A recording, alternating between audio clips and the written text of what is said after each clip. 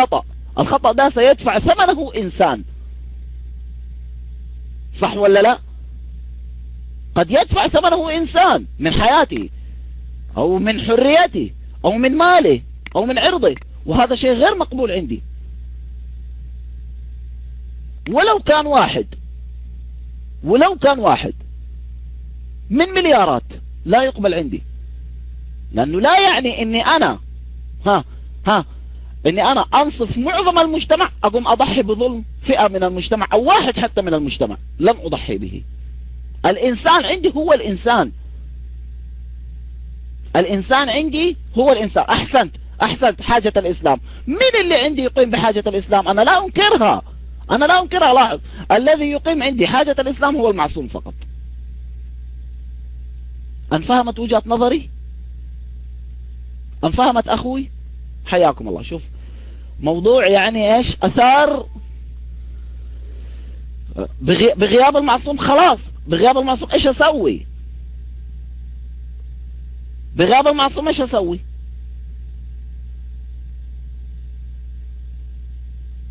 أقيم دولة، أحاول أن أقيم دولة، أكون نائب للمعصوم، حخطأ، راح أخطأ، راح أخطأ، ما تنتهي لأنه هو موجود. بغياب المعصوم يشتغل بشيء أهم زي ما هم الآن. لا، ما يسلمون الحكم لا لكذا ولا كذا. أليس هناك شيعة عايشين في أوروبا؟ أليسوا مندمجين؟ إذا تم مو من حقك تطبقها، لأنك لا تأمن الحيف.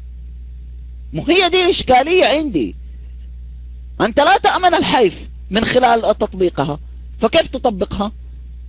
لا، ما في أهون الأمرين. أهون الأمرين دي ليست قاعدة في العدل المطلق. تبغى المايك يا شيخنا الفضل؟ تبغى المايك؟ يلا تفضل، بعد إذن أخونا الحسن وسيد محمد. الشيخ الفضل طبخ أكثر في ناصر في هذه المسألة. لا، ما أحتاج لا طبخ أكثر، أنا شايف كده. طيب معلش، الشيخ الفضل شيخ، وإحنا أنا شيوخ مقدمين، فآسف من الأخونا الحسن والسيد محمد. تفضل يا شيخنا الفضل.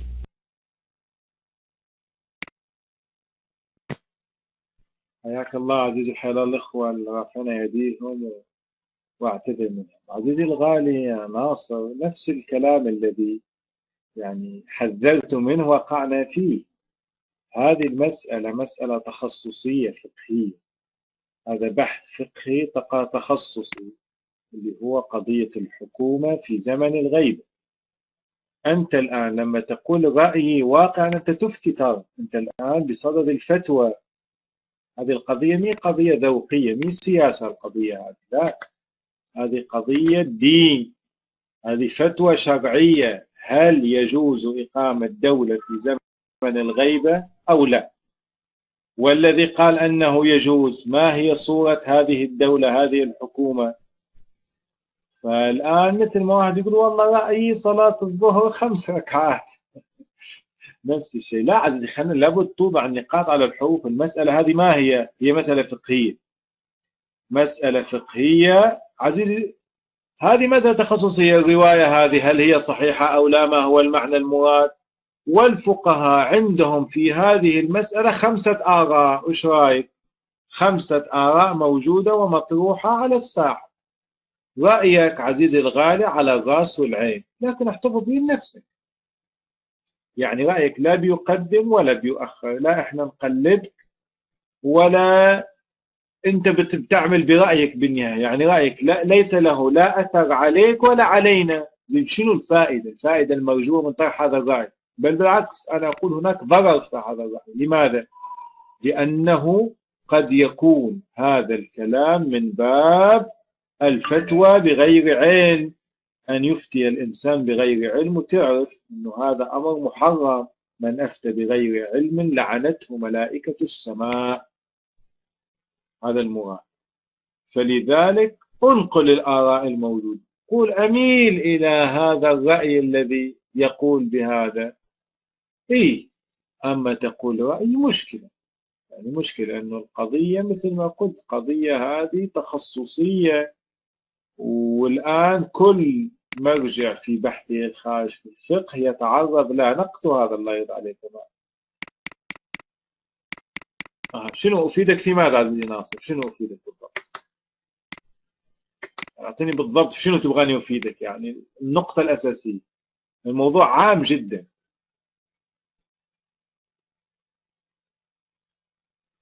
خلي الأخ ناصر هو تأخذ المايك عزيزي. الآراء عزيزي، عندنا من يقول طبعا شوف، أولا التعميم الذي يذكر هو خاطئ. لماذا؟ لأنه كما هو معروف أن الحكم هو منشأه ثلاث سلطات. إذا تحسوا شيء خاطئ عادي وقفوا. ثلاث سلطات: تشريعية، وعندنا عندنا قضائية، وعندنا تنفيذية. صحيح أو لا؟ هذا محل اتفاق بين الكل، لعل أصلا من البديهيات. الآن نظام الحكم الإسلامي، أما تشريعا فواضح أن التشريع يرجع إلى الكتاب والسنة اللي هي مصادر التشريع المعروفة. فأي قانون لا بد أن يكون مستندا إلى المصادر التشريعية، الكتاب والسنة والإجماع والعقل كما هو عند الشيعة. فلذلك السلطة التشريعية أمرها محسوب. واضح؟ في أحد ينازع في هذا؟ واضح. السلطة القضائية أيضا أمرها محسوم. ليش؟ لأن الأحاديث ذكرت لنا كيفية القضاء، البينة، الشهود، الحدود، ذكرت كل شيء. وذكرت أيضا صفات القاضي وصفات يعني ما تركت كبيرة وصغيرة إلا وضحتها. فلذلك أيضا السلطة القضائية هي محسومة. هذا واضح. واضح هذا؟ يبقى الكلام وين؟ الاختلاف مو في كل الحكم، لا، الاختلاف في السلطة التنفيذية. هذا الاختلاف. من الذي ينفذ هذا الشيء؟ من الذي يقيم هذا الشيء؟